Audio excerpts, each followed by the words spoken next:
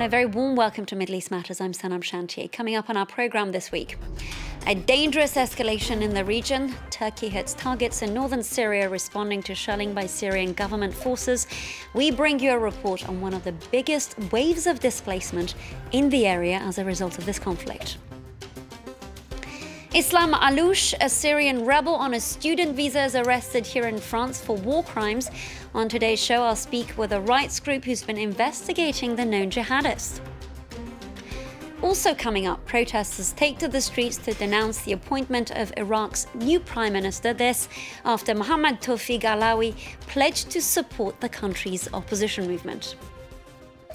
Thank you for watching Middle East Matters. We start with tensions ramping up in the region. Earlier this week, Turkey carried out deadly strikes on Syrian military positions after accusing Damascus of killing 8 Turkish military personnel.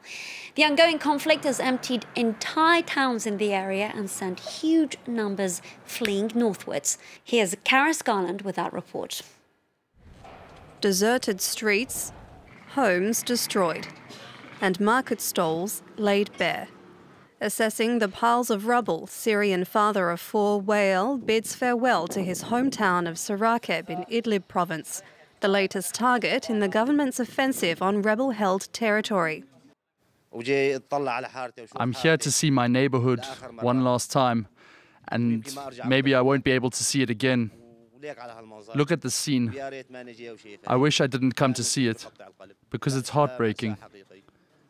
We civilians are the ones who are paying the price, and nobody cares. Now in control of roughly 70% of the country, Russia-backed government forces are ramping up their push to retake the opposition's last major stronghold in Idlib and parts of the Aleppo region. In Syria's northwest, Idlib is home to 3 million people, many of whom are displaced from other areas of the country. The government sent tens of thousands of civilians and rebel fighters to the province in 2018 as part of surrender deals following an assault on the southwest. Idlib is dominated by a former al-Qaeda affiliate, but allied rebel groups are also present. People living there have been awaiting the government's looming final offensive.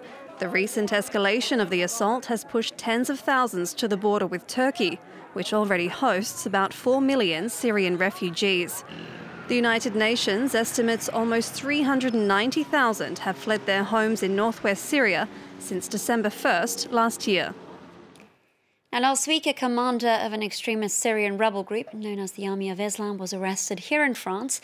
Islam Alloush, who's thought to have travelled to Marseille on a student visa, stands accused of detaining and torturing civilians in Syria.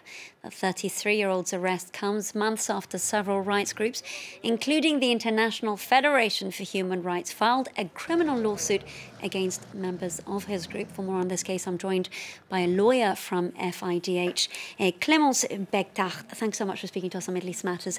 Now, is there a sense of relief here? Because, of course, your organisation has been working on this case for over 3 years.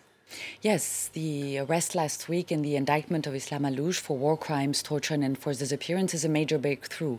It's a sign of hope also. We had been documenting the grave human rights violations perpetrated by this group for over 3 years. We collected hundreds of testimonies of witnesses, victims, and now we're very satisfied, yes, that a criminal investigation has started and will continue in France with this indictment. Clémence, can you tell us about some of the evidence and the testimonies that you mentioned that you've documented about Islam Alloush, who's suspected of being behind the abduction of the Douma Four? Now, for our viewers who aren't familiar with their case, the Douma Four are Razan Zaitouna, Wael Hamada, Samira Al-Khalil and Nazem Hamadi, and they became known as the heroes of the 2011 revolution. They were actually abducted in 2013. Yes, our work started focusing on the kidnapping of the Douma Four because this was a major turning point in the revolution. A lot of Syrian groups, activists who had worked closely with Razan Zaitouni, her husband and her colleagues, were questioning the condition of their kidnapping. And so we started to document and to work on their disappearance, but also to document and find evidence on the crimes perpetrated by the group in Eastern Ghouta, because they had control over Eastern Ghouta until the regime took the control of the region in April 2018. So it was all about outreaching to witnesses, victims of the group, collecting again their testimonies, showing the patterns also of the crimes, and including through the immense courage of Syrian activists who were still in eastern Ghouta at that time and who were able, in very dangerous conditions, to continue to document the crimes that were perpetrated against the Syrian civilian populations. Now, this is potentially the first case in which this particular group is being prosecuted in Europe. Can we call this a landmark moment? Yes, it is. It is part of a dynamic that has been going on for the last 3 to 4 years now, with investigations opening and trials being organized before national jurisdictions in different EU countries. Our first focus was really to target, of course, Syrian officials, regime officials, and to shed light on the crimes perpetrated by the Syrian regime, because they are, of course, the first responsible of all that has happened since 2011 in Syria. But then it was also very important for organizations like SCM, Syrian organizations with whom we work very closely, to represent the quest for justice of all Syrian victims. And very briefly, if you can, as their representative, of course, you're in touch with the relatives of the victims. Is it possible to say that there can be some sense of justice for them? Briefly, if you can. Of course, there is a first quest for truth, especially for victims of enforced disappearance, for the relatives to know what happened to their loved ones, but also to have a sense of justice. And it is important, although these are very narrow avenues, we know it through this universal jurisdiction ground and these investigations that can happen in Europe. This has nothing to do with transitional justice in Syria. It's less ambitious, but it can bring some kind of justice for the victims. So there's this absolute need for truth and for justice and also for hope. So here's hoping for truth and justice at the end of this very long, dark tunnel. Clémence Bectarte, coordinator of FDIH, thank you so much for speaking to us on Middle East Matters on this very important issue. Thank you. Now turning our attention to Iraq, which has been rocked by anti-government protests for 4 months. This, while the country continues to be at the center of the political fallout between the US and Iran. Now, over the weekend, a new prime minister was named. Mohammed Tawfiq Alawi has pledged to support the opposition movement and to crack down on corruption among government officials. But protesters have widely rejected the appointment. Iraq's hopes lie with this man, the new Prime Minister, Mohammed Alawi, an emergency choice made in extremis after the president gave Parliament until Saturday to choose a PM, following 2 months of stalemate. One of Alawi's first promises is to hold early elections. I pledge to protect the electoral process and stand against any interference that might affect the integrity, fairness and transparency of its results and to restore public confidence. The change comes at a difficult time. The country has been rocked by months of anti-government protests, which forced the resignation of the previous Prime Minister, Adel Abdelmahdi, and left almost 500 dead and tens of thousands injured. Alawi promises to give justice to the wounded and to overhaul the government, 2 key protester demands. For some Iraqis, a new PM is a welcome relief. As an Iraqi citizen, I support Alawi right now because there has to be a prime minister to lead the country to safety. Alawi now has 30 days to name ministers, with various political blocs vying for a seat at the table. But he's already said he'd rather step down than cave in to cronyism, which is not an idle threat. The new PM served as communications minister twice, but both times resigned, accusing the government of corruption. Despite that, for some Iraqis, he's tainted by association.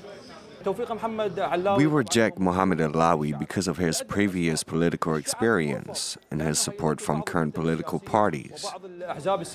On Saturday, demonstrators were back on the streets. But this time, they weren't just protesting against the government, but against its new prime minister. That was a report from Camille Delac. Now, you may be familiar with Big Bird and Cookie Monster, but have you ever heard of Basma and the goat Mazouza? Well, these are characters from the Arab world's answer to Sesame Street, which is called Ahlan Simsim, which actually means Welcome Sesame. Now, as France 24's Alison Sargent explains, this children's TV show aims to tackle the trauma facing refugee children in the Middle East. Some are familiar faces, others are new friends, like Basma and Jad, who we meet for the first time in Sesame Street's latest Arabic series, Ahlan Simsim, Welcome Sesame. Jad is new to the community, but he's not labeled as a refugee, and his friends will tell you that love is all about celebrating differences. Jad and I are not that similar. He's an artist and a painter.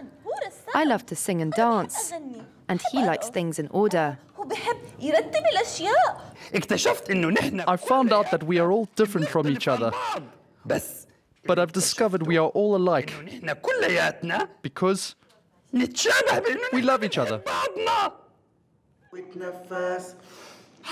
The show is a partnership between the Sesame Workshop and the International Rescue Committee. It's aimed at nurturing those affected by the conflict in Syria, which has displaced over 5.1 million Syrian children. While the show is made with them in mind, it's meant for kids across the Arab world. Anywhere in the Arab world, you have kids going from one place to another.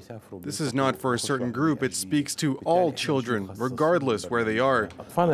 Unfortunately, many of our children have trouble expressing their emotions. They don't know what their emotion is, if they are terrified or angry. Producers hope their show will help young viewers express their emotions, especially with a new group of friends alongside them. Well, that's it for us this week. Thank you for watching Middle East Matters. Do stay tuned.